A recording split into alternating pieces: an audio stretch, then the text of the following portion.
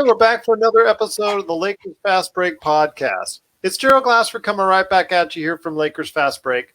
Pop Culture Cosmos, Inside Sports Fantasy Football, and Game Source. We truly appreciate everyone out there listening to all of our shows. And if you can, please give us a 5-star review on Apple Podcasts. Plus, if you can like, share, subscribe, follow, or do anything that you can to support us right here at the Lakers Fast Break. And also as well, the Hoopheads Podcast Network, and of course, Lakerholics.com. It is sincerely appreciated. Late Night with the Lakers Fast Break Podcast is here, and who else is here but none other than myself, Gerald Glassford, along with Admiral Akbar himself, Jamie Sweet. He's here. We're talking the Lakers. I know he's ready to go out and talk some great basketball, NBA. He's got Yoda right there for you. Watch out, Yoda. Or Grandpa Grogu, as they might say on The Mandalorian. But, okay, I don't know if they're related 100%, but you never know. But I'll tell you what, it's going to be a nice little conversation that we're going to have. We're going to talk about a few things coming up because the Lakers and Bucks are going to be playing here in about 19 hours or so-ish coming up here as they will go ahead and see if Milwaukee can recoup some of the losses from their unfortunate outing against the Clippers, who actually lost tonight against Orlando. Yeah, exactly. Fancy that. So how'd that happen? I'm not sure, but we will go ahead and talk about a little bit about that matchup. We're going to talk a little about Andre Drummond, Dennis Schroeder, who was actually in attendance earlier this evening playing Call of Duty with Anthony Davis when they both got a ring from Mr. LeBron James earlier, talking, I guess, some stuff going on as he was rehabbing. So LeBron, we know, is working hard. Anthony Davis is probably working hard, but also working on his Call of Duty game as well. But we'll be talking about Dennis Schroeder and a possible 4-year extension that he might have turned down coming up later in the episode. And then last but not least, we will be talking about some first-round draft pick possibilities for the Lakers. I saw quite a few of them on display tonight during the Gonzaga at USC game. And yes, I know my Trojans, unfortunately, they met their untimely end, but it wasn't unexpected when you're going up against that Gonzaga freight train. So we'll go ahead and talk about that coming up here in a sec. But Jamie, great to have you on the program, my friend. Thanks, Joe. Thanks for having me. Great to be here. Oh, great to have you here. You wanted to do another late night with the Lakers Fast Break, and I'm glad to have you here. It's a great time. We could go ahead and roast Laker Tom maybe a couple times. No, I'm just kidding you, Laker Tom. We can't. His Bruins are still alive and kicking. So yeah, that's true. They lucked out. They got the better end of the seed. They got the better end of the draw. They got the easier matchup. So Michigan looks like they have a pretty big rough and tumble team too. Whatever it is, this is why you got to play the games. Glad to see some of these young men getting some work in before they try to break into the big time. Well, it's good to see the West Coast getting some love because the fact that the West Coast for so long as far as college basketball concerned has been sort of ignored, and it's constantly underrated when it comes to the tournament is concerned. So I know they're always ranked much lower for usual than expected. So I'm glad to see that the West Coast is being represented, although it is by UCLA, but definitely by Gonzaga. I'm happy to see Gonzaga go ahead and hopefully they will go ahead and finish it out. Hopefully they'll run the gambit, undefeated team. Yeah. I know it's the first time in a long time. Is it since that Indiana team in the 70s? Am I mistaken on that? Something like that. I mean, maybe there was a Duke team somewhere along the line that challenged for it as well, because they've had some good guys come through that program as well. But I'm not going to lie, my NCAA knowledge, especially when it comes to the history of the NCAA, is not on par with, say, Sean's.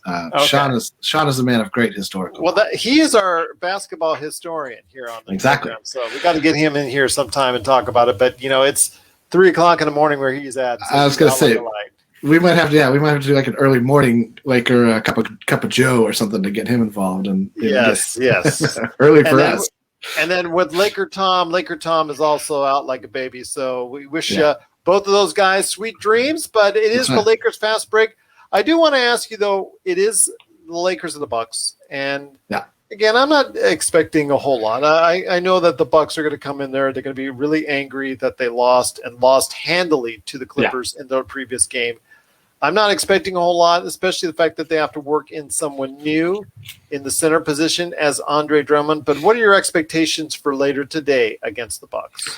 I mean, I just hope we compete hard. I think any game, any talent of that level competes hard and competes to the level of their talent. You give yourself a chance to win.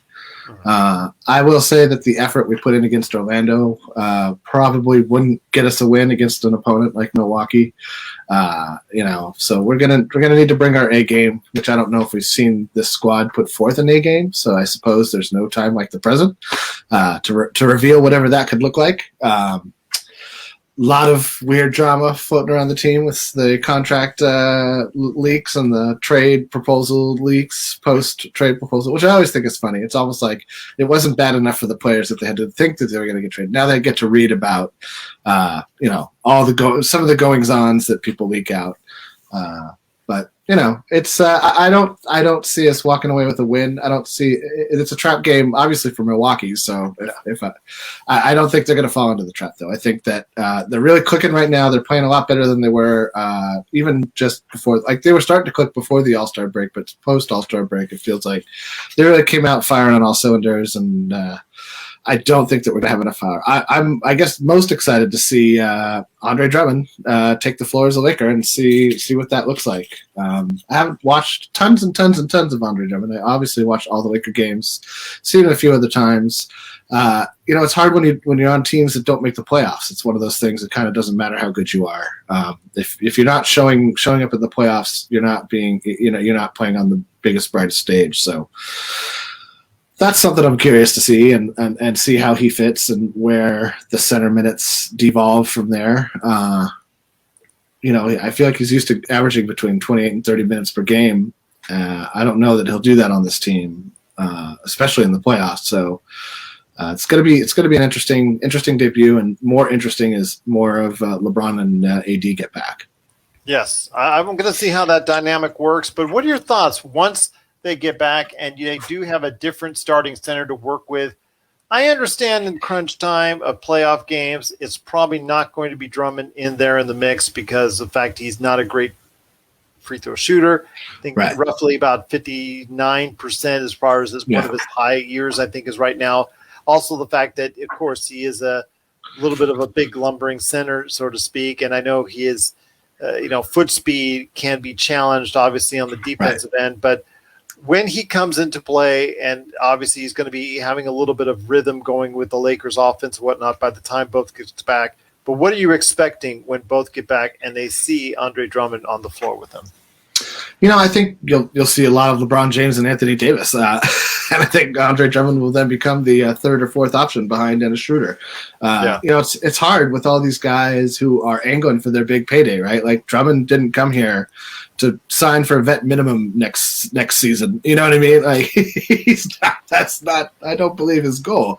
So same with Schroeder. Like Schroeder didn't come here to you traded me for Kyle Lowry, or, you know what I mean? So yeah, it's going to be really interesting to see how this team looks after the season. In terms of this season, I mean, it's LeBron James's team. It's Anthony Davis's team. Like the two of them make it work.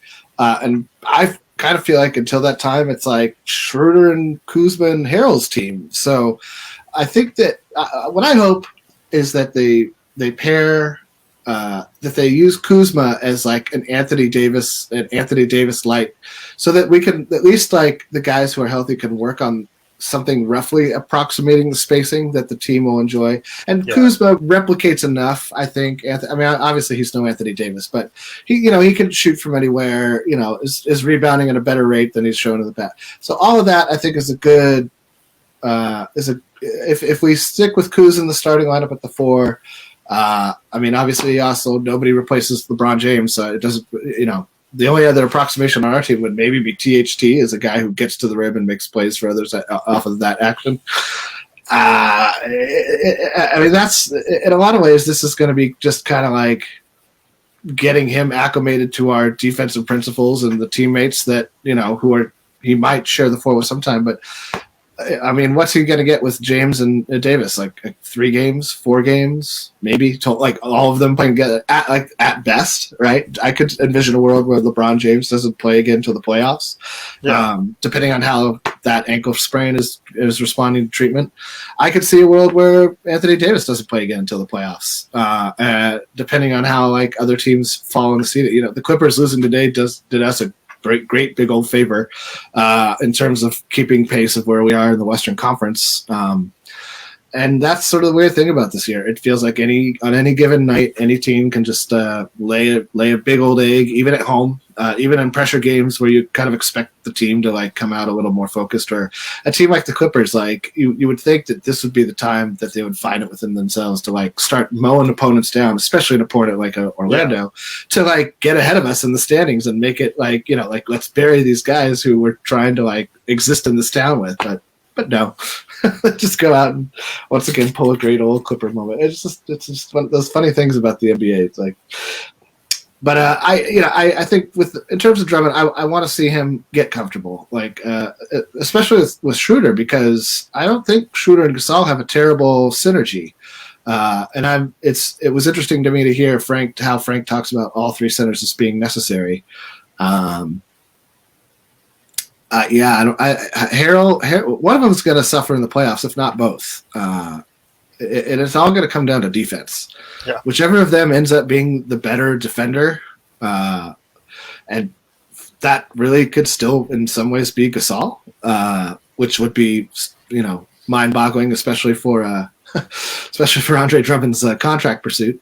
But I hope that he shows us his best defensive skills. You know, has active hands and disrupts some plays in the paint. And, you know, the rebounding is legit. I don't think that's something you can kind of just manufacture on a team. Like people talk about, oh, you're on a team, you're going to get inflated stats. Like rebounding really isn't one of those stats that you can inflate. Like you can't just always box everybody out on all the free throw rebounds and get all the free throw rebounds and average the number. Like he battles on the glass. So that's a legit skill set that he's going to bring, and one that I think fits in with the identity of our team. So the offense, especially as you point out, the free throws are going to be why he doesn't play in the fourth quarter, especially in the playoffs. But we'll see. I just want him to get comfortable. Absolutely. And we'll see what happens and how soon that happens starting tonight, later this evening against the Bucks. Andre Drummond is going to start. He's going to be right there at the starting center position, and we'll see how Marc Gasol reacts to it, if he's going to get any time. And like you said, this new triumvirate of centers now we have, which one's going to be the best fit going forward? Montrezl Harrell, how much time after being so efficient for so many games? What's it going to be like for him going forward? I know he's got to be concerned. And like you said, they're playing for a contract in the case of Andre Drummond and also Montrezl Harrell, and to an extent, Marc Gasol as well, because he'll probably either be bought out at some point in time. But in fact, the rumor has it he could be bought out this season. You never know. So we'll see what happens. And it all starts tonight, later this evening, against the Milwaukee Bucks. But there's still a little bit more to talk about, and we just dropped a little word in on Dennis Schroeder. Now, reports have it, and this is not from just one outlet, this is from several outlets out there, that he turned down a 4-year, $84 million contract. Now, we knew he was approached by the team. That's also was out there. You just didn't know the specifics of it. I want to hear your thoughts. I know we've been talking about 20 to 25 million for what he would be asking for on the open marketplace. And I know Laker Tom toggles back and forth on, well, he wasn't a $25 million word today, or he wasn't $20 million, Gerald. So I'm like, I don't know. I mean, I know he's very aggressive. I know, and I agree with Tom that, you know, as much as I love his aggression and I love the fact that he can be, you know, somewhat, I think he's better on defense than a lot of people expect. I still, and playmaking is still very hard for him because, you know, his assist to turnover ratio is not good. No, at least for a point guard or someone who handles the ball a lot, and also the fact he's a poor 3-point shooter. So I can't see. I'm agreeing with Tom. You know, sometimes it pains me to say it. I'm in agreement with Laker Tom, and that I'm not sure if he's truly a $20 million player. 84 for 4. I mean, and that's still a contract you can unload later on. Right. But still, I know that's not exactly for me. It's a hard deal. I really enjoyed Dennis Schroeder, but I don't know if paying 4 for 84 would have been worth it. I think that I won't be surprised. Like, I guess the biggest question is what were the true parameters of that 4 for 84, right? Like, was it incentive based? Was there partial guarantees? Was there player options that was like team options attached? All sorts of things like that. Like, all of those details have yet to come out. So I'd be curious to see how that, regardless of like what minute details come out of all that, like, it's a lot of money to put down, to walk away from. And it's a hard day for the Laker front office, because that means it's just another iron in the fire they have to tend to in the off season, in a season full of fires in the iron, irons in the fire rather. So, that's, I think, the biggest loss there is that, now we got to also deal with the Dennis Schroeder situation. And he has to say, when people say, he says he wants to be a Laker. Well, that's of course he does. Like, that's where, he is, and that's what everybody who's on a team that they're on says they're on. Unless they're like James Harden and you've come to the end of your tether and so on. But Dennis then Schroeder, you say you're MVP. Then you tell everybody you tell everybody you're the MVP. Right. I left my old. I'm the most valuable player wherever I go. It doesn't. I hung out at strip clubs, right. birthday parties. Right. I loved through the first third of the season. Yeah, I'm the MVP, you guys. But all right, it's I do like James Harden's game. Everybody has these moments, I feel like, in their career. Like, LeBron didn't handle his change of scenery graciously. I'm going to hold it against him. I'm going to hold it against him. No matter, he could be averaging 50 points a game right now for the Brooklyn Nets.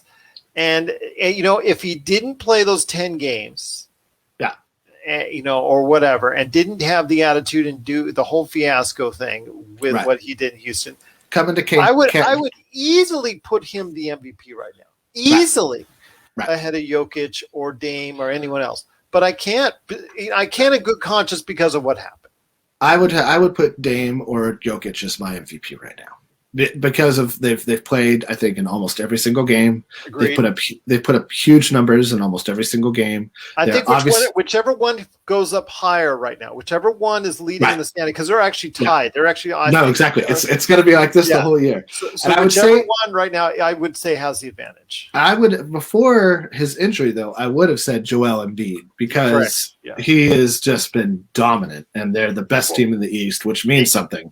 It was to me LeBron and Embiid, but then LeBron did not take advantage of AD being out. And then got hurt. And Embiid. So Embiid was at the time he got hurt, Embiid was my MVP choice, but then he got hurt. And now it looks like he's going to be out, by the time, let's say he even comes back tomorrow. I know he's close to coming back, from what I hear. But even if that's the case, he will have missed about 20 games at least. Right. And that's something again, it goes back to the same thing as far as the first year he was eligible to play, or first year he played.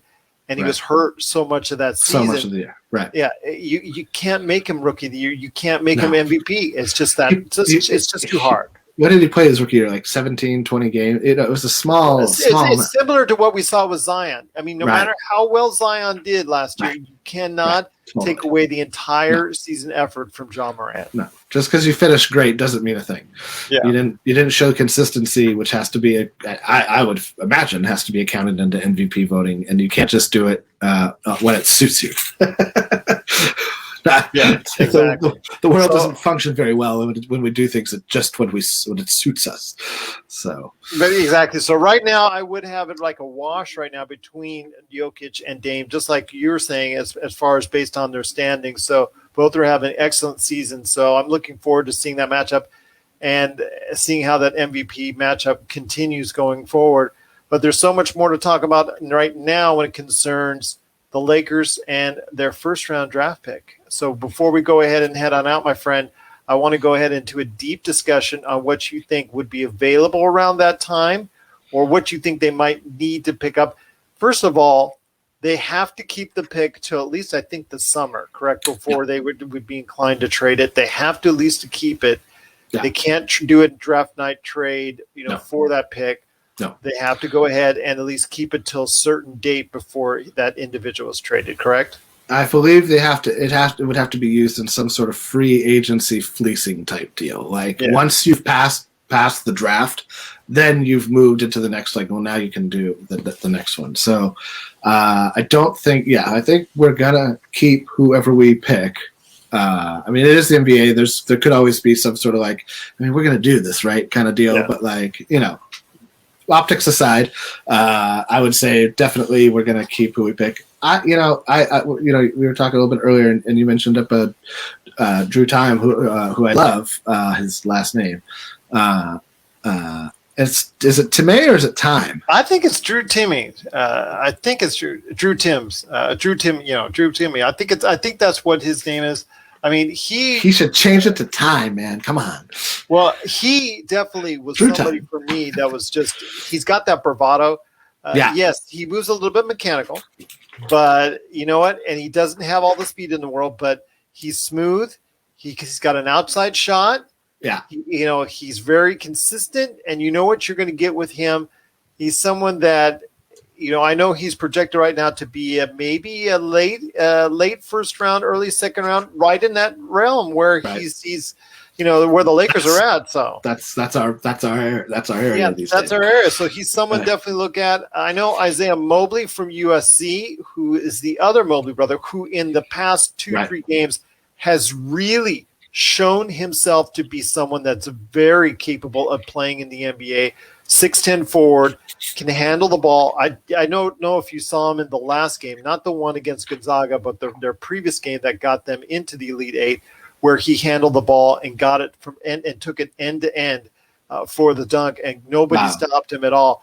And that was something that, for the layup, excuse me. And he, just seeing that mobility and the way he can handle the ball, hit a three-pointer in the game today, 17 points against Gonzaga, held himself well. Defensively, I think there's still some issues. I would have concerns about him because I know Timmy actually I want to say he played extremely well against him when we were matched up against each other. I want to say more, it's just a point where he just could not handle whatever slick moves Timmy can handle as yet. And I don't think it was the fact that he was being beat per se. Right. I think it was the fact that it was experience. Obviously that, he was only a sophomore as compared to Timmy, who I think is a senior, which I think is also accountability needs to be factored in there.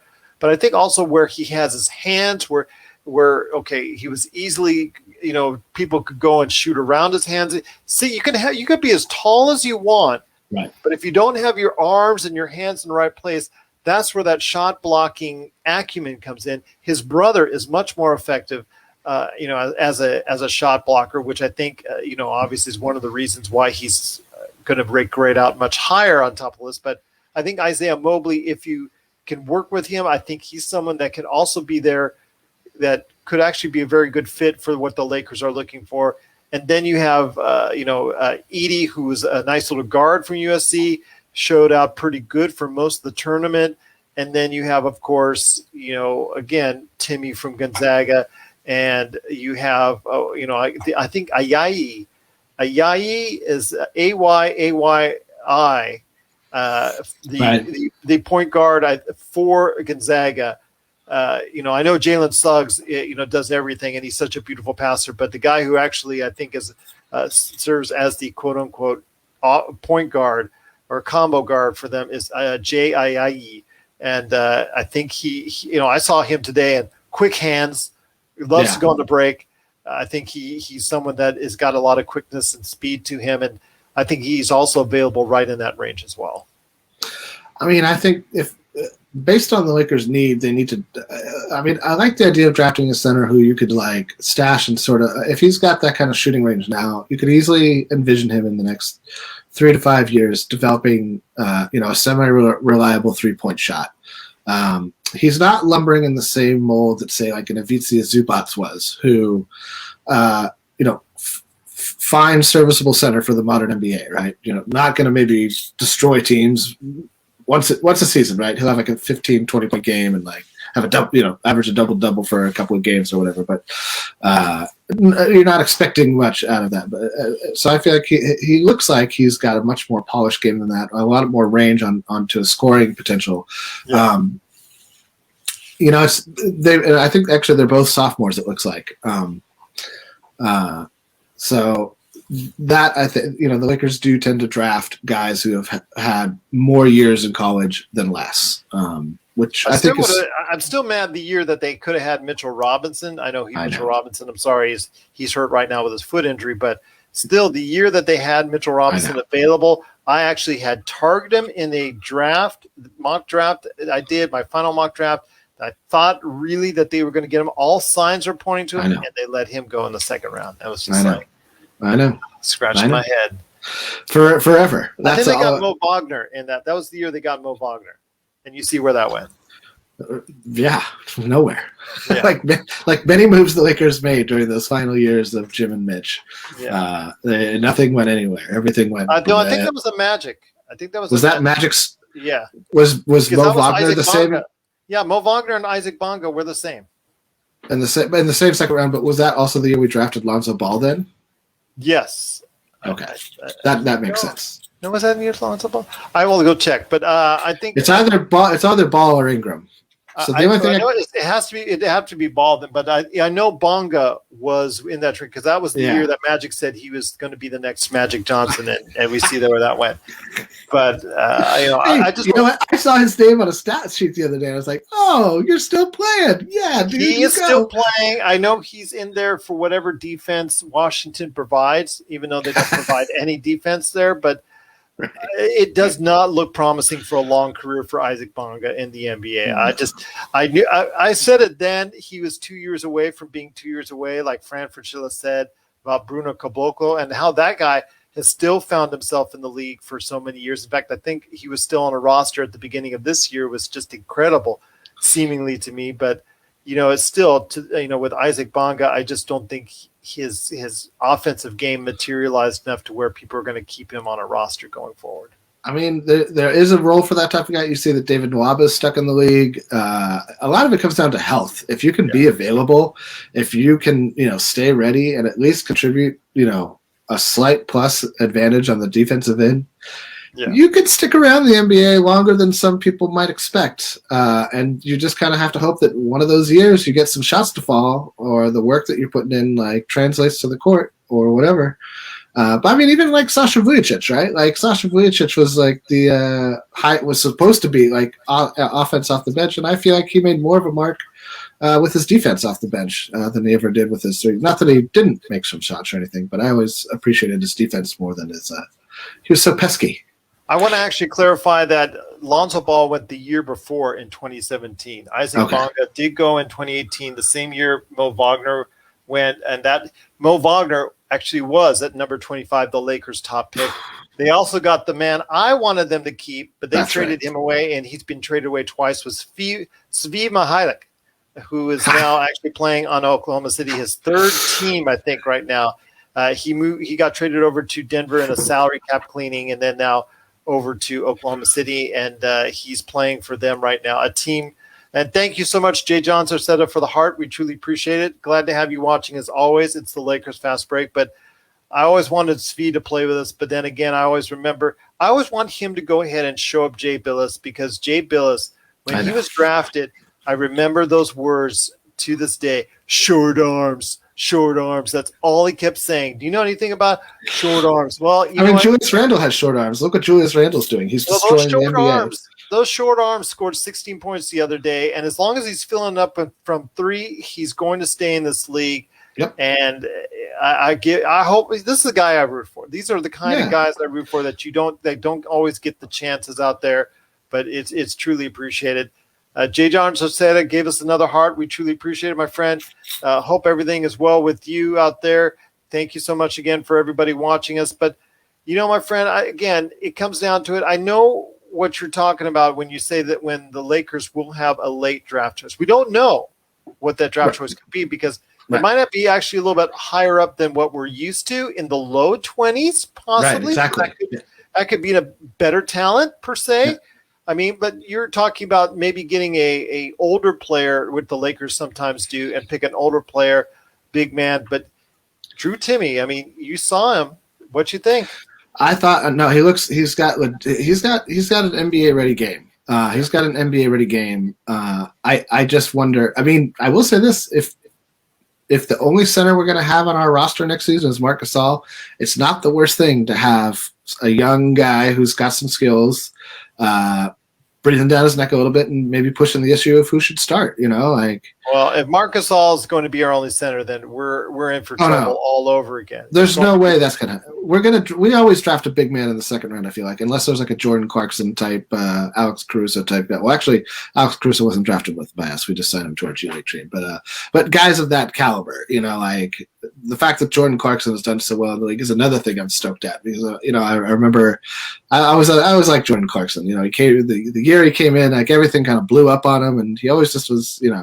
He was reminding me of the year that when we had Sedale Threet. I was like, I always felt a little bit bad for Sedale Threet. Like he came in and then Magic retires, the whole HIV thing. It's like, well, Sedale, you're the starting point guard now.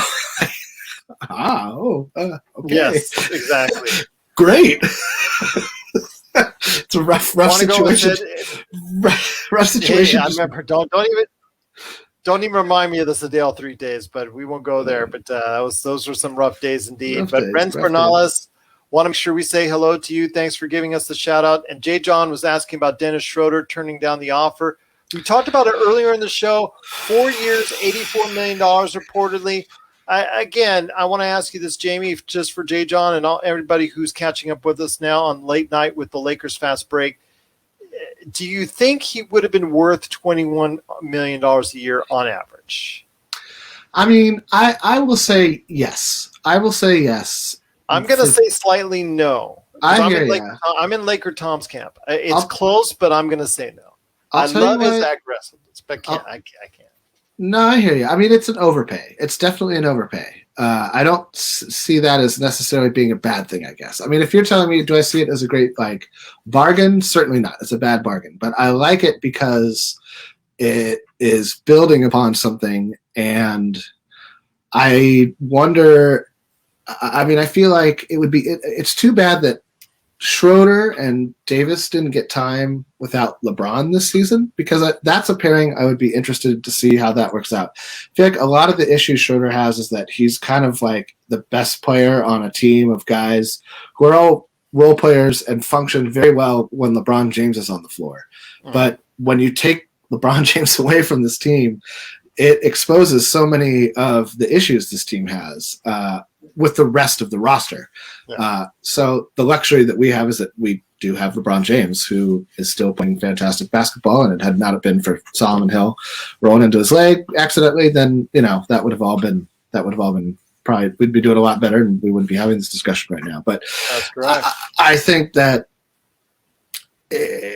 I guess what I'm wondering is what better option is going to be out there that we'll be able to afford in the offseason. I don't see us being able to be in on a Kyle Lowry sweepstakes, not unless we shed a ton of salary. I saw on Lakerholics.com, Tom posted an interesting thing where I forget who he was going back and forth with on Twitter. He's going back and forth with somebody on Twitter. Oh, always. That's how he feels. That's how he whiles away the day. But where they were talking about that we could do what Boston did this year and get a trade exception for Schroeder, and that would be a way to fill up or to free up salary space in an unorthodox way. So, yeah, that was mentioned. I think on one of the podcasts I was listening to today, where they talked about it. And it would have to deal with Dennis Schroeder if he goes as a sign and trade. Basically, he's already committed to. Let's say, okay, he turned down to 4 years, $84 million.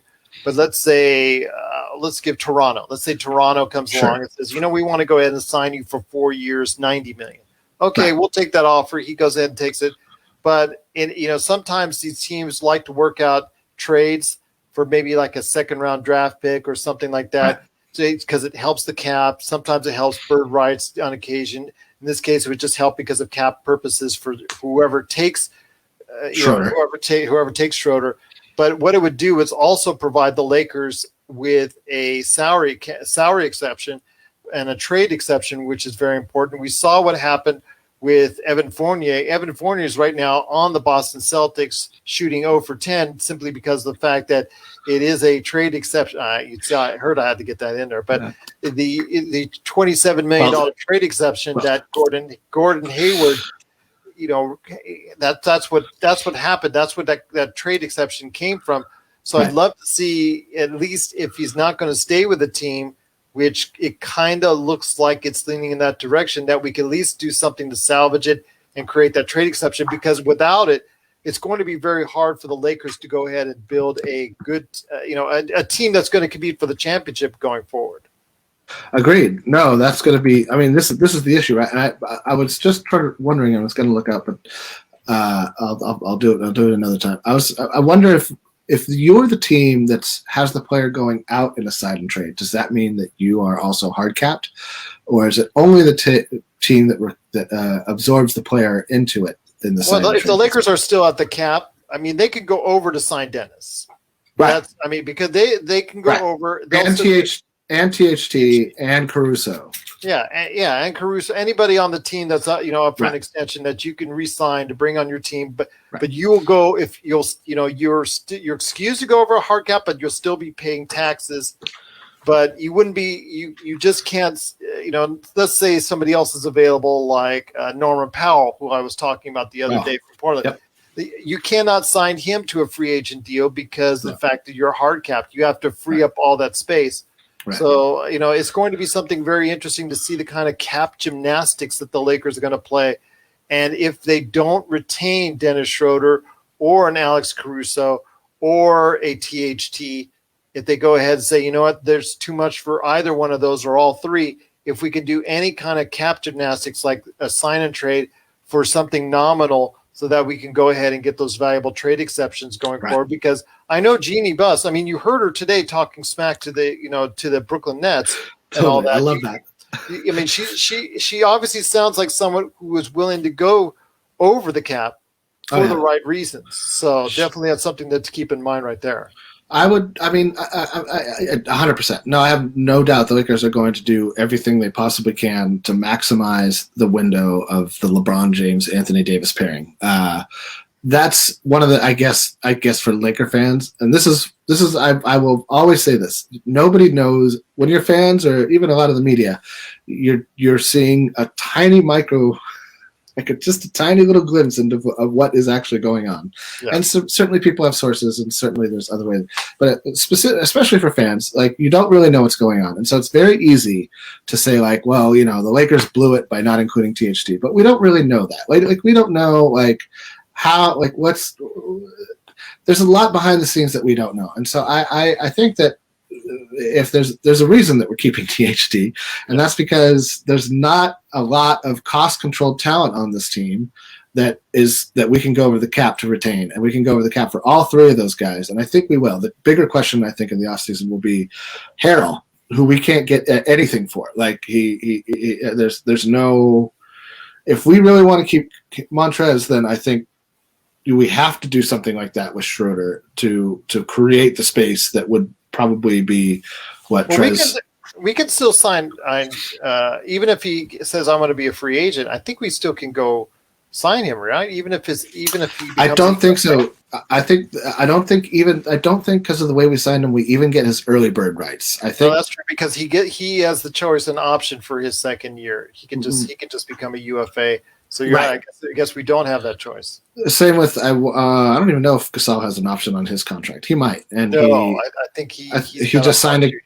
He's got a hard 2 years, so I'd be surprised if the Lakers spot him out before the season next year. I think he'll stay on. I think he'll stay on the roster. Just for insurance. Like, there's no guarantee that Andre Drummond is going to have the impact that everybody's expecting him to. To your question is what I could. I mean, I wouldn't cry if we paid Dennis Schroeder $21 million, but I'm also of the opinion that a player of that caliber ought to have stepped up more in the absence of the two players on this team. I would have liked to have seen more from Schroeder with LeBron and Davis out than I did or have to this point to make me feel like, oh, well, at least this is a guy that could, lead the team for a short while with when one of the main guys or both of the main guys unexpectedly suffer an injury or whatever. So I'm also of the opinion that we should really focus on the now. So a lot of these are questions for the summer, but it's just interesting. A lot of this news dropped today, so I guess that's sort of the impetus for it all. But we got this game against the Bucks. We can win it. It's just going to take a lot of things to break right for us, and I think everybody's excited to see Andre Drummond and see what that looks like because he hasn't played in a while. Played a little bit on a bad Cavs team.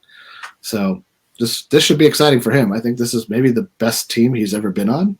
Yeah. In the NBA, right? Without a doubt. I think Detroit they sniffed as an 8th seed. Right. There. Yeah. That was with the first Blake Griffin year. I think right. So I think that's the best that he's done. So this is going to be, when LeBron and AD are healthy, the best team he's ever been on. So, yeah, I agree with you on that. It'd just be interesting to see how somebody who's kind of used to being, first or second big dog responds to being third or fourth, in the kennel line. So we'll see. It's going to be interesting. I'm excited. I have high hopes, but we'll see. I'm excited as well. And again, we will go ahead and be here after the game later tonight, because it's late night. But we will be after the game tonight talking to you right after the game between Milwaukee and the Lakers. Hopefully we'll be able to win for the Lakers. We'll wait and see. Jay Johnson said it also has money matters for Dennis Domenis. You know what? He's going to try and get paid. It's just the fact that how much are you willing to pay? And like Laker Tom, I'm leaning towards Laker Tom.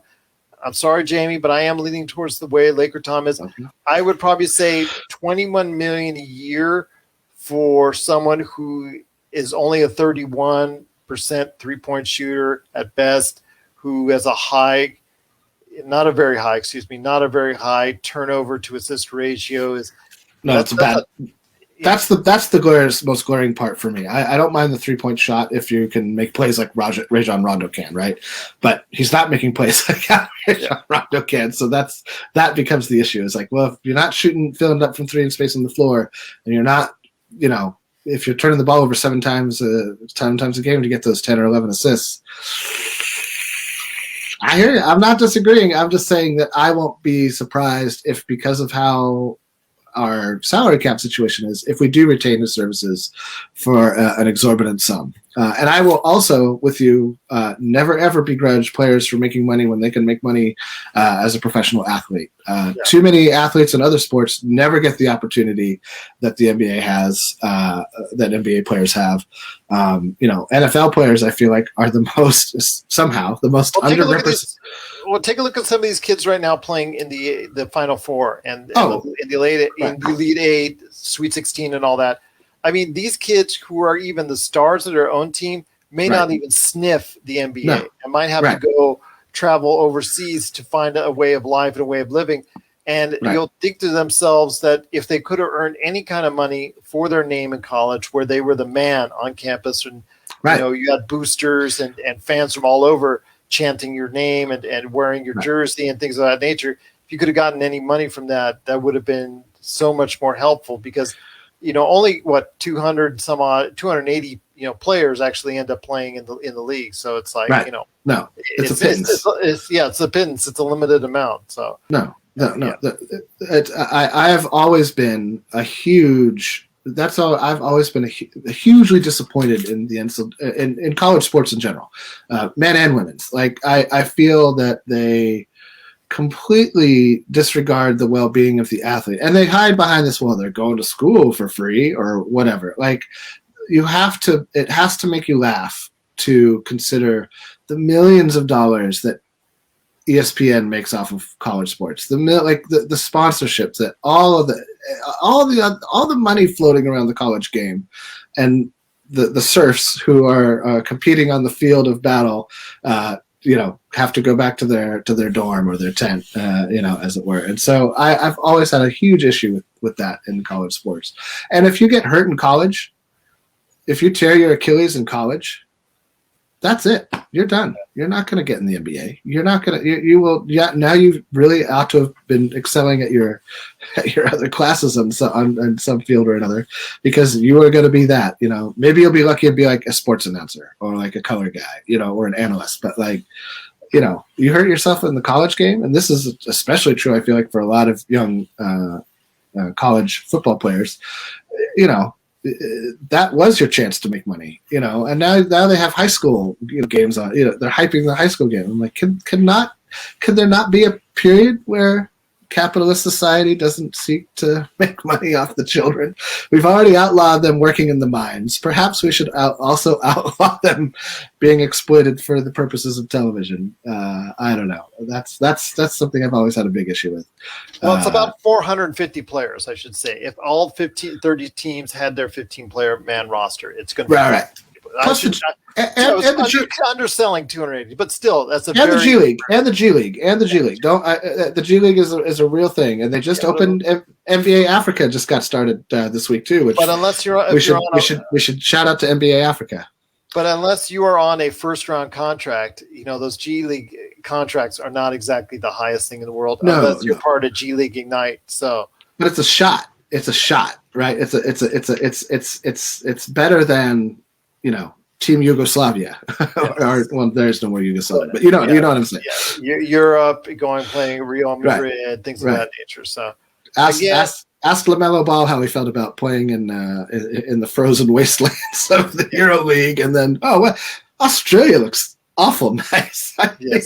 I shall go there instead. Well, we criticized it, but Rafael did get to see him in person in Australia. Rafael Barlow, a good friend from the great things that he does for his sites and all that. But I will ask this right now before we head on out, and that is the last question I have for you today. And that is something that has been mentioned across social media and also as well on podcasts earlier today, with Brian Windhorst from the Hoop Collective actually shouting it out there. And that is based on the comments made by LeBron praising Steph Curry. Was it during the All-Star game, I think, or something? He was just throwing flowers and just basically praising him right and left. And it's beyond just the normal praising for Steph Curry, because Steph Curry always deserves praise. He's coming back he's got a tailbone injury that he's playing through right now for a mediocre team. So I give him all the credit in the world for that. But, the way LeBron went at it, and I know Jay Johnson said I made a comment on this, so that's why I'm touching upon it. And that is, people are saying that LeBron's already started the hype train to go ahead and get him to the Lakers. I'm going to say I don't know about that. First of all, we got to see when Klay comes back, see how that works, that dynamic works again for Golden State. I think he wants to go ahead and stay there. I mean, I think he's going to be a Warrior for life. Jay Johnson said that maybe it'll be more interesting if we can get Steph Curry next season. I don't think we can get season next season. Like I said, with Klay Thompson expected to come back next season, they're going to try and give it a go together. I would have loved Klay Thompson to actually end up being here when he had the opportunity, but unfortunately that didn't materialize either. No. I mean, I think it's I think that's a lot of LeBron being LeBron. I think that he is a great hype man for the NBA in general. He has great respect for the NBA, both as a school of the best basketball players currently he's playing. He's in rehab, calling AD, who's he's playing bored. Schroder on Call of Duty. Bored. But he's rehabbing with Jared Dudley, and you know what they're doing? You know what they're watching? The Clippers game and the Magic. Of course they are. Right. They're basketball junkies, man. They are basketball junkies. And so, I mean, that's just LeBron being LeBron, I want to say. And then he's watching the women's game the previous night. Oh, well, listen, women's basketball is great. Women's basketball is great. Yeah. I'm a huge LA Sparks fan. We can do an LA Sparks podcast any day of the week. I'm all in. But look, I think that it's one of those lovely notions. Steph is not going to be a free agent, and the only way Steph would be coming here next year is if he asked out, and he's not going to ask out. He's under contract next year for $22 million, I think. So 20 something. And we don't have a contract large enough to go ahead and support. We could sign and trade Schroeder for 22 mil and send him to Golden State and trade for. Well, that's half. That's half. We'd have to work on the. It would take more than just him and KCP. No, I know. It's not happening. It's not happening. He's an unrestricted free agent in 2022. That's so far out. Like, I can't even entertain the notion. But like, it's also, I feel like both the Lakers and LeBron sort of dominate the social media landscape, dominate the political, the sphere of human attention on planet Earth in a lot of ways that other aspects of their sport do not. So like, whenever LeBron does anything out of the ordinary, like, it's gonna be like a sonar ping. Having said that, that is how LeBron works, right? Like, that's how we got AD. So I think it would be great, but I would be astounded. It would have to go really bad next year, I feel like. Like, Clay would have to be like a train wreck on the court. The young guys don't go anywhere. They're still at best a 500 team, maybe a little below, maybe. And Steve Kerr would have to want to leave as well. I think yeah. Although that's not a guarantee. I could see Steph being like, this was not the path that I signed up for, right? Like, he's willing to trot it so far, but he's got to be looking at, when does Father Time catch up to him? It's not like he's been an injury. 33, or is he 33 now? Something. I think he's we'll call it early to mid 30s, right? Okay. So for a guard, especially a guard, he's not the biggest guard. He's not the most athletic guard. He's still got some quickness, but you wouldn't maybe mind being on a team with Anthony Davis and LeBron James at the twilight of your career for like Danny Green money in a couple of years, right? Like 15 mil. You're like, all right, I'll take Danny Green money, like, and be a little bit better, hopefully, than Danny Green. So I would be astounded if Steph Curry was a Laker at any point next season. Although I think that would make Laker Tom's whole world explode. I think he would be the happiest version of Laker Tom we'd ever seen in our lives. Oh, could you even? Oh, Steph shooting all those threes is just what the team needs. Doesn't matter how many we make, just keep shooting them. Like, he'll say all the time, like, it doesn't matter how many we make, we got to shoot them. I think it kind of does matter how many we make. To be honest. I cannot wait for the I can't wait for the photoshopped articles to come in on Lakerholics.com with Steph Curry superimposed in the Lakers jersey. I cannot wait for that to happen at Lakerholics.com. Exactly. Well, my friend, it's coming, man. It's coming. It's coming. But my friend, it's been great talking to you today on Late Night with the Lakers Fast Break. If you have any questions for us at Lakerholics, right there, Lakerholics.com. Lakerholics on Facebook, that great, awesome group is right there. Jay John is part of it, and he loves it. He's been doing some great things there, and we cannot thank him enough for doing so. Of course, Lakers Fast Break on Facebook as well, the great page that we're talking to you now on. We truly appreciate it if you want to go ahead and send your questions there. At Lakers Fast Break on Twitter, at Laker Tom, also Lakers Fast Break at yahoo.com, or if you want to get Jamie directly, what's the best way to get a hold of you at? Lakerholics.com, man. Come check us out. Come hang out. We chat all day, off and on. I know Laker Tom wants people to comment, so come on down there and be part of the conversation today. So comment. That's all he wants is comments right there at Lakerholics.com. If you ever wanted to get into it with the basketball equivalent of an old man yelling at you from his lawn, Lakerholics.com is the way to go. I'm just kidding. Laker Tom, I love you. You're the best. I already used that analogy when I called him Clint Eastwood and El Torino. Oh man. When did you do that? That's brutal. That was like about a month or two ago. Yeah, I guess it's better to be Clint Eastwood in The Mule. Well, that may have been too old. I mean, that's dating Tom a little bit too much. I know. I already did that mistake once. I don't want to do that. No, and he'll take umbrage. Yes, he will indeed. But again, I wanted to go ahead and make sure everybody knows that this is the Lakers Fast Break. We are part of the Hoop Heads Podcast Network.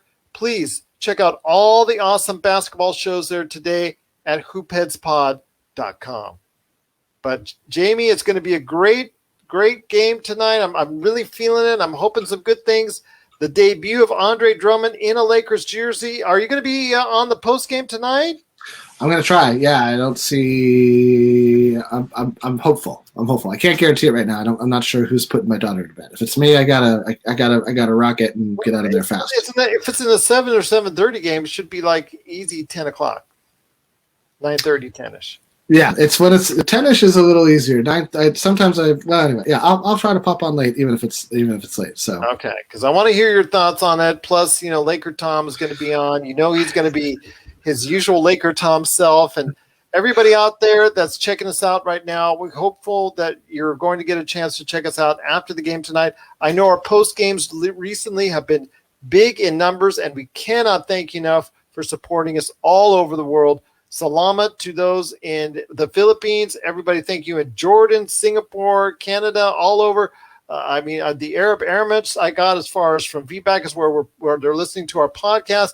Remember, you can check out all of our audio podcasts today wherever you get your podcasts. We're on all the time. They've got all of our listing of our 260 shows right there for you. Plus, it's just incredible if you want to go ahead and take a listen to all the great stuff we got there. But again, we truly appreciate it. I know there's several countries out there on lockdown, including the Philippines, and so our hearts go out to you. We hope everybody stays safe out there. We know coronavirus is still out there trying to wreak havoc upon the world. Actually, the numbers are rising again in the U.S., so please, everyone stay safe. We cannot thank you enough for listening. Exactly, right there. I'm still waiting for my second shot, so I know you got your 2 already. So I was going to ask you about that post. Yeah, but yeah, okay, good. I gotta wait until the 6th. So we'll see what happens. So I'm kind of keeping my fingers crossed. But everybody out there, we are hopeful that you are safe. We thank you so much for listening, and we'll see you later tonight, right here at the Lakers Fast Break Podcast. Thank you, Renz. Thank you, Jay John. Special shout out to you, and please, everyone, be safe. And Soy, thank you so much for the heart. We truly appreciate it. You guys, you're awesome staying up late night with the Lakers Fast Break Podcast.